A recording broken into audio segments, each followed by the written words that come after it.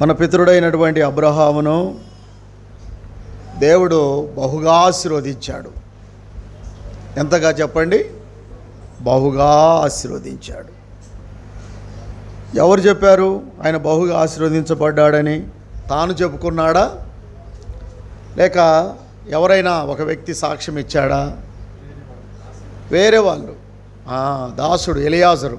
చదవండి ఆదికాండం 24వ అధ్యాయము 35వ వచనం. అంతటా అతడు ఇట్లా నేను అబ్రహాము దాసుడను, యెహోవా నా యజమానుని బహుగా ఆశీర్వదించెను గనుక అతడు గొప్పవాడాయను. చూసారా, దేవుడు అబ్రహామును ఎంతగా ఆశీర్వదించాడంట? బహుగా. దేవుడు లోకముని ఎంతో అంటే దాన్ని వర్ణించలేము. బహుగా అంటే ఇంత పరిమితి లేదు. పరిమితి లేని అపరిమితమైన ఆశీర్వాదం ఎవరికి? అబ్రహాముకు. ఎందుకు? అబ్రహాము దేవుణ్ణి కలిగి ఉన్నందుకు.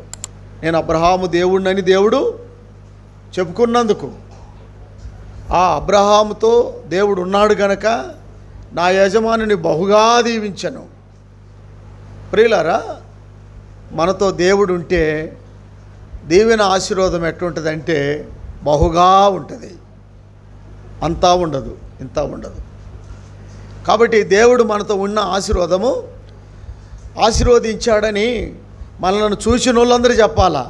అబ్రాహామును చూసిన వాళ్ళందరూ దేవుడు అతన్ని దీవించినాడు. అబీమెలెకు అన్నాడు, ఏమన్నాడు? అయ్యా, దేవుడు నీ మధ్య ఉన్నాడో, నువ్వు చేసే పనిని దేవుడు ఆశీర్వదిస్తున్నాడో, నిన్ను మేమేం అనలేము అని అబీమెలెకు అన్నాడు కదా. ఆదికాండం 20వ అధ్యాయంలో చూడండి, 21వ అధ్యాయం 22వ వచనం. ఆ కాలమందు అబీమెలెకును అతని సేనాధిపతి అయిన ఫీకోలును అబ్రాహాముతో మాట్లాడి, నీవు చేయు పనులన్నిటిలో దేవుడు నీకు తోడై ఉన్నాడు. చేసే పనిలో దేవుడు తోడుగా ఉన్నాడంట. ఆ పని ఏం చేసినా రాయి పట్టుకుంటే బంగారు అవుతుంది అన్నట్లుంది. అబ్రహాముకు దీవెనే దీవెన. ఎంత దీవెన అంటే ఇంట బయట లోపట పరిపూర్ణమైన దీవెన. అబ్రహాము దాసులే ధనవంతులంట, దాసీలే ధనవంతులంట. అంబానీ ఇంట్లో పనిచేసే వాళ్ళకి జీతం ఎంత తెలుసా? ఒక్కొక్కరికి 1,00,000 నుండి పైనే. భోజనం చేసే వాళ్ళకు, ఊడ్చే వాళ్ళకు, ఇంకా మంచి మంచి పనులు చేసే వాళ్ళకు మళ్ళా జీతం వేరే. మన రతన్ తాత చచ్చిపోయినాడు రాత్రి. వాళ్ళ ఇంట్లో పనిచేసే వాళ్ళకి జీతం ఎంత? లక్షలే ఉంటాయి. అంటే భౌతికంగా ఇప్పుడున్న ధనవంతుల ఇళ్ళల్లో ఉండే వాళ్ళకి లక్షలు. అబ్రహాము దాసులు ధనవంతులు ఆ రోజుల్లో. అట్లా దేవుడు బహుగా దీవించినాడు. అబ్రహామును చూసిన వాళ్ళందరూ యెహోవా చేత ఆశీర్వదించబడిన జనము, ఈయన యెహోవా చేత ఆశీర్వదించబడ్డాడు అని అందరూ అన్నారు. అన్యులు అన్నారు, స్థానికంగా ఉన్నవాళ్ళు అన్నారు. అట్లనే దేవుడు తోడుగా ఉంటే, దేవుడు మనల్ని ఆశీర్వదిస్తుంటే, మనల్ని చూసేవాళ్ళు వీరు యెహోవాను ఆశీర్వదించబడిన జనమని చెప్పాలా. ఆ టెస్ట్ మని సాక్ష్యం రావాలా. యెషయా గ్రంథం 61వ అధ్యాయం 9వ వచనం. జనములలో వారి సంతతి తెలియబడును, జనముల మధ్యను వారి సంతానము ప్రసిద్ధి నొందును, వారు యెహోవా ఆశీర్వదించిన జనమని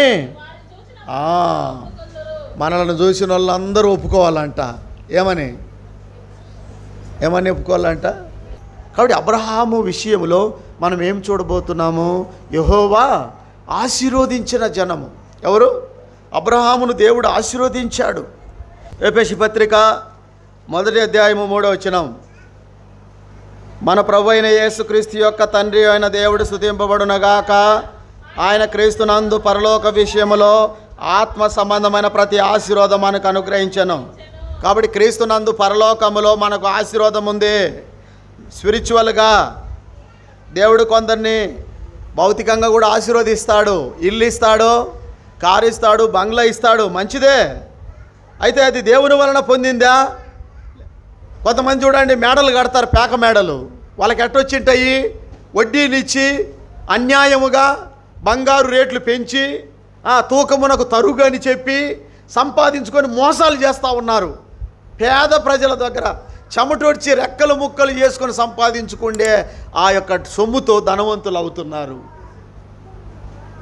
కానీ అది దేవుడు ఆశీర్వదించింది కాదు. మోసం చేయకుండా, వడ్డీలు ఇవ్వకుండా, కడుపు అమ్ముకొని బ్రతకకుండా, మనంతటా మనం కష్టపడుతున్నప్పుడు వచ్చే ఆశీర్వాదము ఎవరిచ్చింది?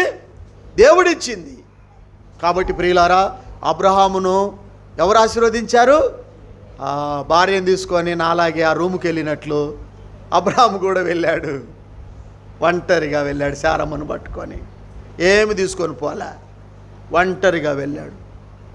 అక్కడికి వెళ్ళిన తర్వాత దేవుడు మెటీరియల్గాను స్పిరిచువల్గాను బహుగా తన్ని ఆశీర్వదించాడు. ఎందుకంటే దుష్టలోకము, దుష్ట ప్రజల నుండి తాను వేరయ్యాడు, ప్రత్యేకంగా ఉన్నాడు. లోతు నుండి అబ్రహాము వేరుగా ఉన్నందుకు దేవుడు ఆశీర్వదించాడు. కల్దీయ దేశపు యూఫ్రటీస్ నది నుంచి ప్రత్యేకంగా ఉన్నందుకు ఆశీర్వదించాడు. కాబట్టి మనం చూసిన వాళ్ళు ఒప్పుకోవాలా. మనం రక్షణ పొందడమే కాదు, మనం చూసిన వాళ్ళు చెప్పాలి రక్షణ పొందిన వాళ్ళని. అలాగా దేవుడు మనలో ఉండాలని కోరుతున్నాడు. ఈ గ్రామంలో దేవుడు నిన్ను ఆశీర్వదించాలని, దేవుడు యెహోవా ఆశీర్వదించిన జనమని 10 మంది అనుకునేటట్టుగా నిన్ను చేయాలని అనుకుంటున్నాడు. నువ్వు పిల్లవాడివే, పిల్లదానివే, రేపు నిన్ను దేవుడు ఆశీర్వదించిన వాళ్ళకి చేయాలనుకుంటున్నాడు. అయితే ఇప్పటి నుంచి మీరు ప్రతిష్ఠించుకోవాలా, ప్రభువా నీవు నన్ను ఆశీర్వదించిన జనమని రేపు చూసిన వాళ్ళు అనుకోవాలా. చాలామంది క్లాస్మేట్స్ ఉంటారు, వాళ్ళందరిలో ఎందరో ఫెయిల్ అయిపోతుంటారు, కొందరు పాస్ అవుతుంటారు, కొందరు మంచి మంచి ఉద్యోగాలు ఉంటాయి. వాళ్ళని చూసినప్పుడు ఏమనిపిస్తుంది? మనం పార పని చేస్తా, మట్టి పని చేస్తా, గోళం ఎత్తుకుంటుంటే వాళ్ళ ఆఫీసర్లు అయితే ఏమనిపిస్తుంది? సిగ్గుపోదు?